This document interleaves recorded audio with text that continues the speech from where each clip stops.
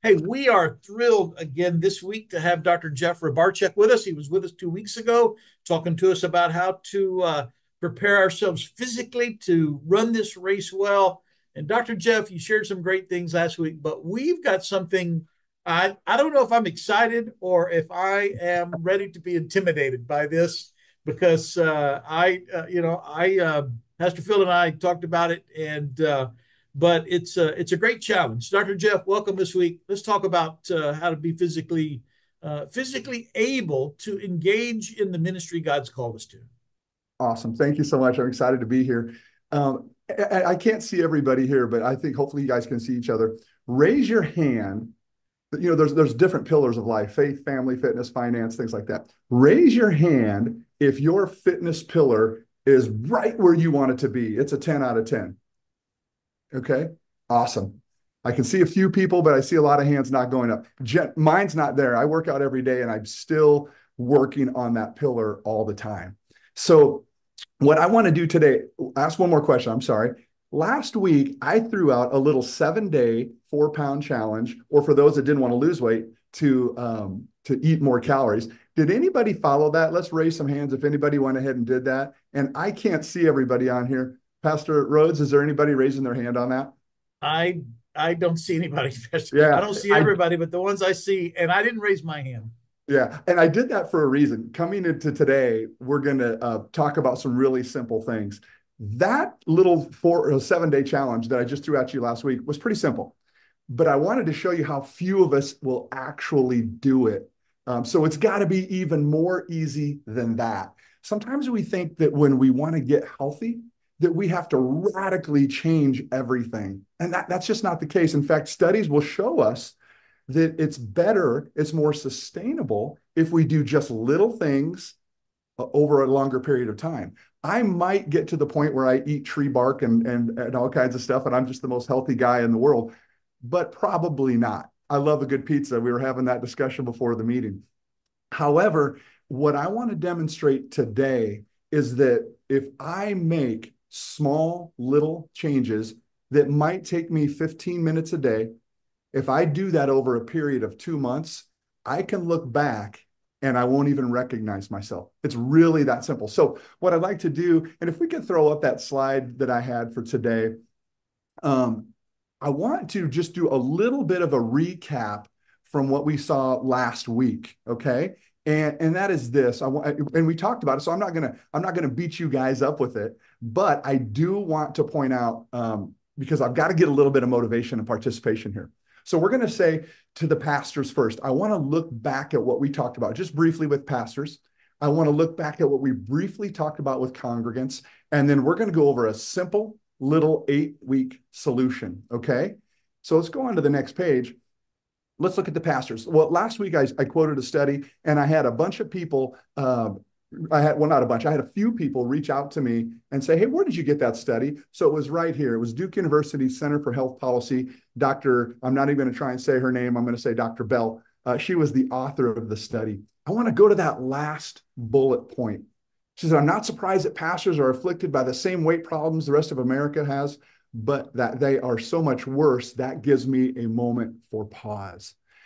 And we talked about that last week. We talked about the pressure that you guys and gals are under. We talked about the 24/7 onslaught of people reaching and pulling. I don't have to tell you that. I can see it. I have a lot of pastors that are friends. You guys never, ever really get that downtime. So if you read the study, she goes into other aspects and reasons why. We also found that if we go to the next page, that pastors are 10% more likely to be obese than non-clergy, and they have all kinds of other issues other than just weight issues. High blood pressure, asthma, arthritis, diabetes are much more common in the pastoral group workforce than in any other group out there. So if you remember last week, I said that that really bothered me. So we started to take a look at what can we do about it. All right, well, quickly, let's go to one more slide. And I'm not going to read this word for word. You guys can read that quickly, but I wanted to read that first paragraph. So the numbers are alarming to healthcare professionals. It's enough to slow you down, take years off your life. It's expensive to treat, and all those conditions lead to other diseases. And I just want to pose this question or this statement that I posed last week. pastors, that is not a design from God. In fact, we know that Satan comes to steal, kill, and destroy. And he has found very easy inroads to people that have Jesus in their heart. He's found the inroads through health and wellness to knock us out right at our knees, just chop us off right there. We are not living to the fullest of our capacity in serving and in God's call for us if we don't have health.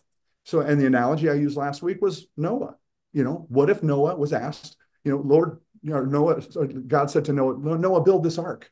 And if Noah would have said, Lord, I can't do that. My knees hurt, my back hurts, I have diabetes, I'm 30 pounds overweight. Noah would have been passed over and looked for someone else. He had to be physically strong enough to carry out that call. And pastors, every one of us, pastors and congregants, have an ark call in our life. God made us for a plan. We have to be physically well enough to do it. So let's move on to the next slide. I know this is a little bit of review. This next slide was alarming to me, okay? It said in the United States, clergy more than any other occupational group consistently scored lower in total overall health. Pastors, let's change that. In 2 months' time, we can make a significant difference in you. Now, why does that matter to the congregation? Well, if we go to the next slide, we're going to look at the congregants. Well, I quoted this study last week too, and I wanted to put the quote up there because I had a couple people want to know where I got that from. It was from Professor Ken Ferraro from Purdue, and he did a study. He wanted to see, is there a significant relationship between church or religious practices and an unhealthy body mass index? Okay, so if we go to the next slide, look at the results of his study. Okay, now read that first paragraph, ladies and gentlemen. It said the study showed that 1% or less of those claiming that Jewish, Muslim, Hindu, Buddhist, or other non-Christian religions qualified as obese. Who do you think Satan's targeting right now? People that have Jesus near and dear to them. Why is he doing that? Well, it's a redundant question for pastors. It's because he's scared of us. We have that ability to lead people to the cross. And Satan's like, no. So, I look at that statistic and the first thing I thought was, he's not too worried about the Muslims.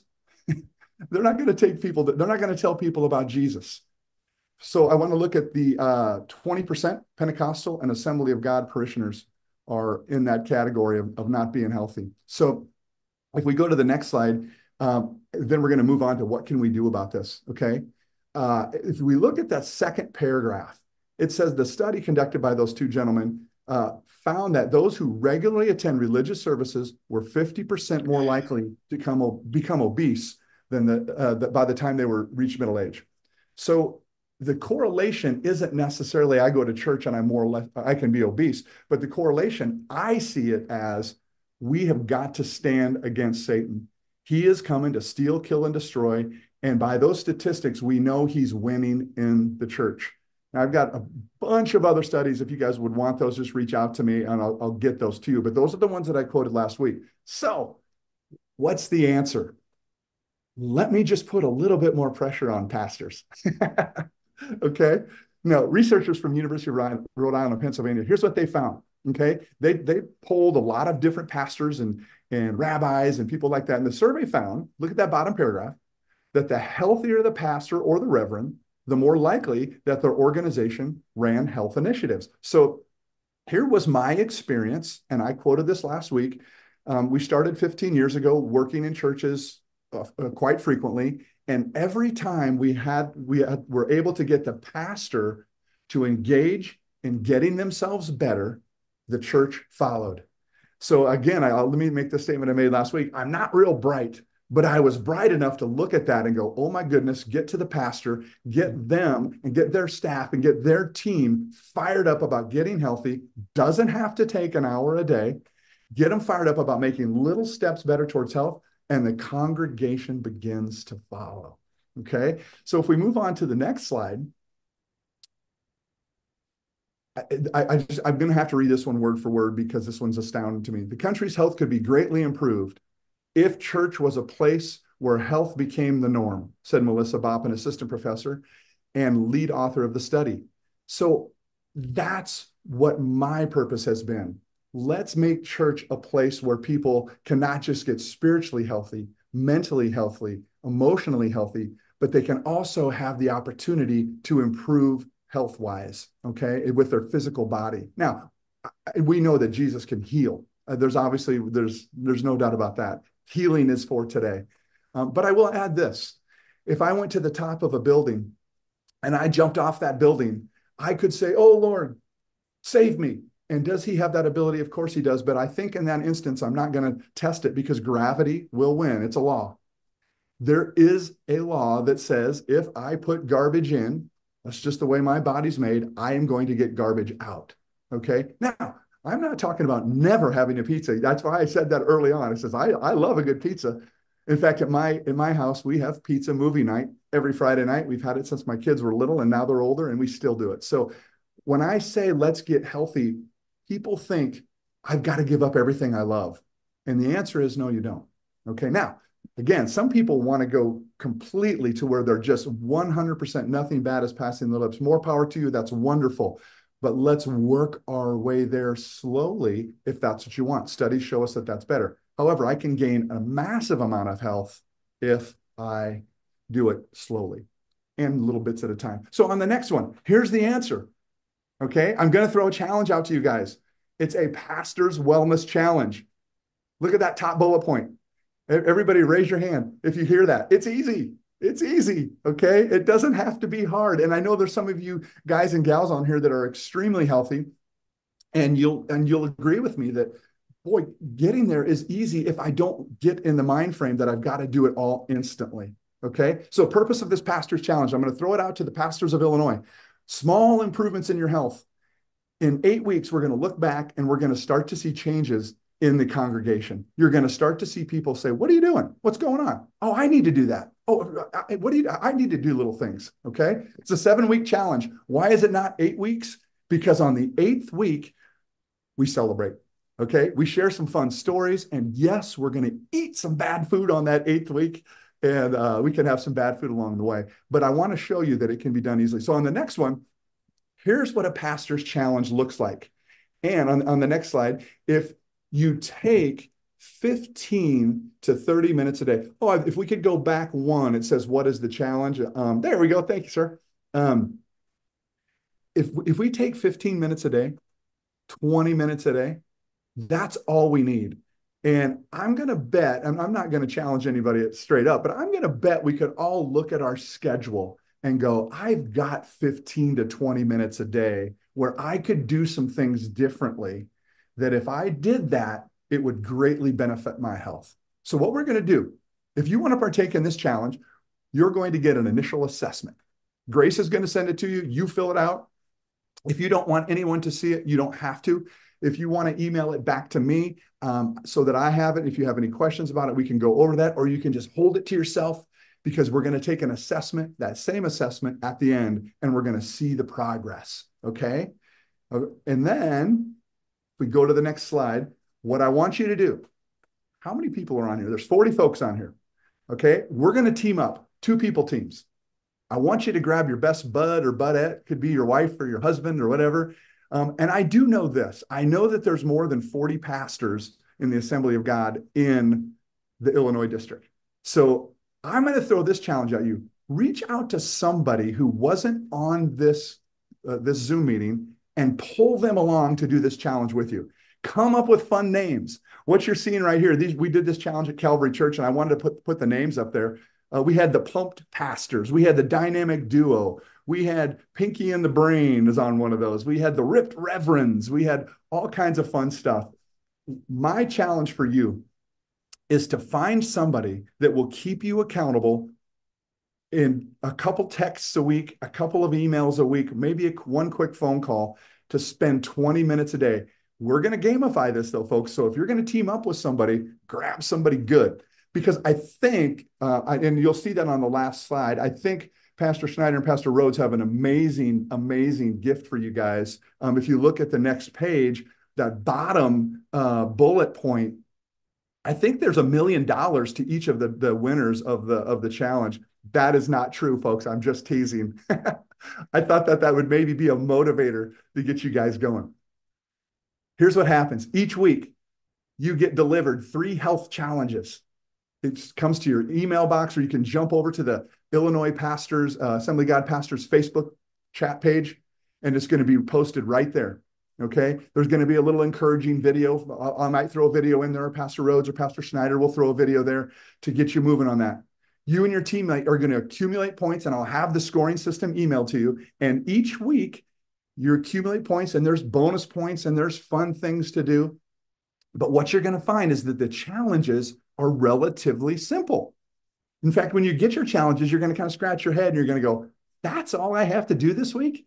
And the answer is yes, that's all you have to do this week. Because what I want to demonstrate for you is if I start here and I build next week here and I build next week here, that at the end of 7 and 8 weeks, I have got a great foundation. I'm making health changes and it hasn't invaded on my life. Now, you could be there's some crazy guys and gals on here. I know I'm kind of one of those crazy people. I love to go to the gym at 5 a.m. I love to work out before I do anything else.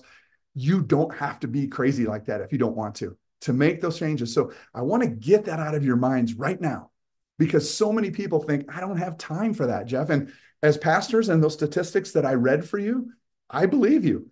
I believe you guys and gals are pulled for serious time. That's why this challenge is set up for 15-minute increments per day, things like that. Okay. But I will tell you that third bullet point. I don't think we're going to get $1 million from Pastor Rhodes or Pastor Schneider, but you do get bragging rights here on earth and an eternity in heaven. So for every time you guys rub elbows in heaven, you can go, smoked you in that pastor's wellness challenge. Okay. So that to me is worth even more than $1 million. All right. Maybe not right at the moment, but it will be later when we get there. But what I'd like to try and do through this challenge is delay you getting there. All right. Let's keep you here on earth serving and loving as much as we can. Last slide. Challenges come out on Saturday morning early. You run to your inbox. You jump to the Facebook page. There's my challenge. The Facebook or the scoring will be posted on Facebook. You'll also get an email. So this is how we score. Each week we communicate. That's how we communicate. And I put the games begin on ... because I wasn't sure. Pastor, are we okay to say Saturday, August 10th? They will run over to their emails and look at their first challenge.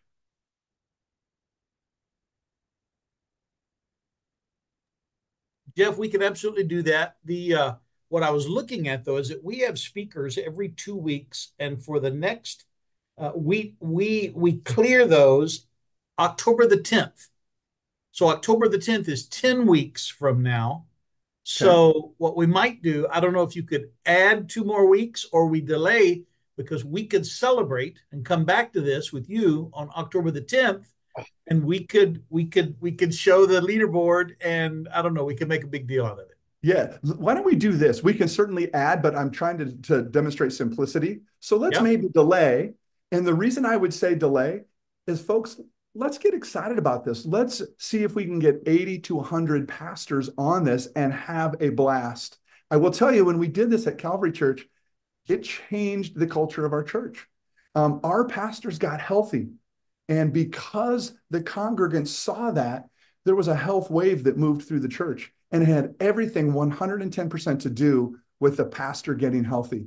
And to me, that's exciting, Pastor, because, and again, I don't want to put more pressure on you, but we all look to you, and you know that. So if you're doing small little things to get healthy, and your congregates can do small little things to get healthy, we can move the needle ever so steadily towards health, and people will be ready to answer their call. There's a statistic that I didn't read on there. And if you go read the study, you'll see it. It says if churches would get healthy, it would greatly reduce the dollars spent on healthcare in America. And they went through that number and told what that number of reduction in healthcare spending would improve if churches took the lead. And isn't that the truth? We should take the lead. And we do want people attracted to us because they see Jesus in us. One of the first challenges, one of the first things I'm going to tell you, give you a little sneak peek, is that they took a look at how far Jesus walked during his ministry. And it was around the equator, roughly. And so we call it the Equator Challenge. And so we all had hats that said Equator, and I still have mine. I still wear it when I go to the gym. And it's just a reminder for me that said if Jesus could walk around the equator in a 3-year ministry, then I can certainly get myself in shape at 15 minutes a day. So I'm gonna stop because I'm over my time. But folks, here's the challenge. Here's what we need you to do. Team up with somebody, email Grace and go, here is my team, here's our team, and here's our goofy fun name. Okay. And Grace will get that information to me. And I will be in contact with you with the exact date. It'll be a Saturday. I'll work that out with Doc.